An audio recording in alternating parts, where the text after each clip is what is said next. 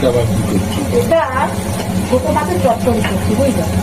ও, বেগুন, ঝিঙে, টমেটো দিয়ে চুনা মাছের চচ্চড়ি। হ্যাঁ, ছোট মাছের চচ্চড়ি আছে। জল দিয়ে দিলাম, হ্যাঁ, জিরে দিলাম, হ্যাঁ, লঙ্কার গুঁড়ো দিলাম, মাছগুলোকে দিয়ে দিলাম। তবে জিরে গুঁড়ো, লঙ্কা গুঁড়ো আর হলুদ গুঁড়ো, বুঝলে? তারপরে ঝিঙে, বেগুন, আলু, কাঁচা লঙ্কা, টমেটো, একটু রসুন কুচানো, সব কিছু দিয়ে একটা চচ্চড়ি রাখো। হ্যাঁ, এই চুনা মাছের চচ্চড়ি কিন্তু কমপ্লিট। একটু সর্ষের তেল দিয়ে দিলাম।